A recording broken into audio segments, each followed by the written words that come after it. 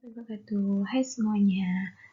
Oke, pada pertemuan kali ini kita akan belajar terkait teknik analisis data. Apa itu data analisis atau analisis data? Yaitu kegiatan mengolah data-data yang dikumpulkan selama penelitian demi membuktikan hipotesis, mendapat temuan baru, atau jawaban dari rumusan masalah kalian. Oke, data. Di sini data itu ada dua jenis, yaitu data kuantitatif dan juga data kualitatif. Data kuantitatif itu yang berbentuk angka-angka. Datanya bisa diukur dan diamati dengan jelas. Dan sedangkan data kualitatif itu yang non-angka. Lalu, bisakah penelitian kuantitatif menggunakan data kualitatif? Jawabannya tentu saja bisa, tapi hanya digunakan sebagai informasi tambahan. Jadi nanti di analisis dan pembahasan hasil dari wawancara dan observasi bisa kalian gunakan sebagai informasi tambahan dari hasil analisis yang telah kalian kerjakan. Oke, jadi misal udah didapatkan hasil, dia berpengaruh atau tidak berpengaruh misalnya. Nah, itu nanti untuk analisis tambahannya bisa ditambahkan dari hasil wawancara kalian dengan narasumber. Gitu.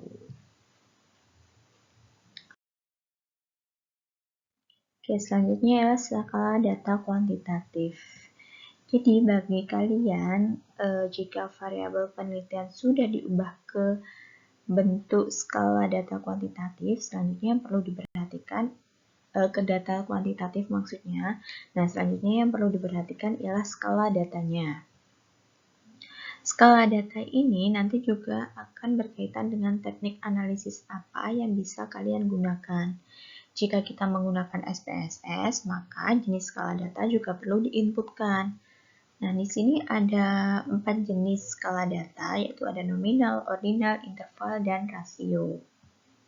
Nah, nominal ini menunjukkan nomor urut biasa, contoh jenis kelamin, laki-laki dan perempuan, 1 laki-laki, 0 perempuan.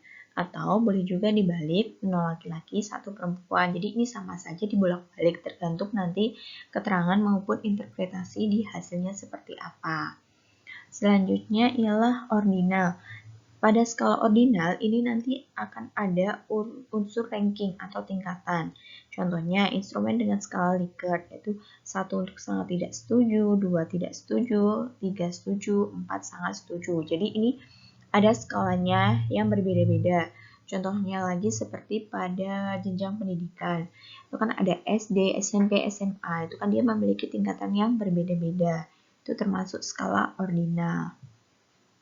Lalu interval, yaitu ada urutan dan tidak ada nol mutlak. Contohnya pada instrumen dengan rating scale, contoh pada soal UTS.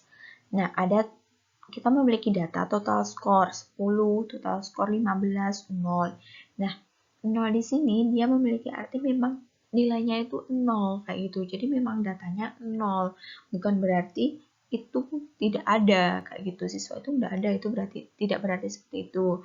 Contohnya lagi pada data suhu.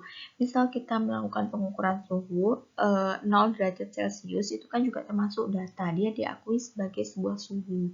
Nah, itu termasuk skala interval. Jadi ketika 0 itu dianggap suatu nilai, maka itu dia masuk ke interval. Lalu yang terakhir ialah rasio. Rasio ini ada 0 mutlak. Contohnya jumlah nasabah pada bulan September. Ini salah ya, pada soal tesnya ini nggak ada. Jadi, misal datanya itu ada 10 nasabah, 15 nasabah, 0 nasabah. Nah, kalau 0 di sini ini tidak ada artinya. Jadi 0 nasabah itu memang dia tidak ada nasabah itu. Kayak gitu. Jadi 0 di sini tidak ada artinya. Jadi berbeda dengan yang interval tadi. Contohnya lagi pada data berat badan. Berat badan 0 itu kan tidak ada. Nah, itu berarti dia masuk skala rasio. Jadi sampai di sini bisa membedakan ya antara skala data nominal, ordinal, interval, dan rasio. Oke, selanjutnya ialah analisis data. Hasil dari analisis Analisis data ini bisa berupa dua, yaitu analisis deskriptif dan analisis inferensial. Analisis deskriptif ialah memberi informasi tentang data penelitian secara umum. Biasanya dia meliputi penyajian data dalam bentuk tabel, diagram, grafik, pie chart, histogram, dan lain-lain, tanpa ada pengujian hipotesis. Nah, pada analisis deskriptif ini, penyajian data dalam bentuk pengukuran pusat dan ukuran penyebaran, misalnya seperti mean, median, standar deviasi, dan lain-lain. Oke, nah sedangkan kalau analisis inferensial ini hasil analisis digeneralisasikan, menguji hipotesis dan menjawab rumusan masalah. Gitu ya. Nah di sini ada parametrik dan non parametrik. Bedanya apa? Pada statistik parametrik terdapat syarat-syarat atau asumsi tertentu yang harus dipenuhi. Statistik ini menguji populasi maupun sampel. Jadi kalau dalam parametrik itu kita memerlukan uji asumsi sebelumnya.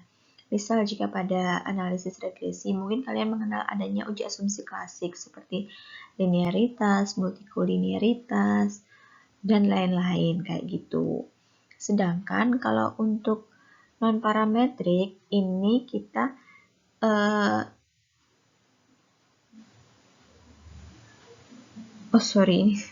belum diganti ya. Jadi kalau pada non-parametrik itu kita tidak memerlukan uji statistik. Jadi kita bisa langsung menganalisisnya tanpa dia harus memenuhi asumsi tertentu kayak gitu. Nah, kesimpulan dari sebuah penelitian itu akan didapatkan dari hasil pengujian secara inferensial. Jadi kalau dari analisis deskriptif ini dia hanya berupa gambaran data, hanya menggambarkan bagaimana data yang kita peroleh itu kayak gitu. Misal kayak 80% dari responden itu ialah laki-laki atau 20%-nya perempuan kayak gitu. Nanti itu kalian jabarkan dalam bentuk kata-kata. Nah, ini hanya secara deskriptif, tapi kalau di inferensial kalian sudah melakukan pengujian dan dari hasil hipotesisnya nanti bisa jawaban dari hipotesis itu bisa diperoleh dari analisis inferensial dari hasil pengujian statistika kayak gitu.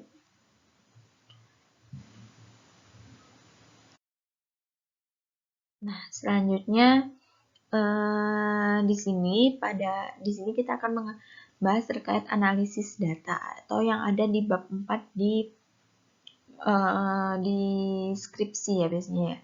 Nah, subbab ini disesuaikan dengan ketentuan yang ada di fakultas masing-masing ya, subbabnya apa saja. Nah, yang pertama ialah gambaran umum objek penelitian. Di sini menjelaskan dari mana data diperoleh, deskripsi dan juga deskripsi data penelitian. Misal datanya data primer, itu bisa dijelaskan di mana lokasi pengambilan data, bagaimana prosesnya, bagaimana pengolahan datanya hingga siap diolah. Jangan lupa juga untuk menjelaskan deskripsi data penelitian,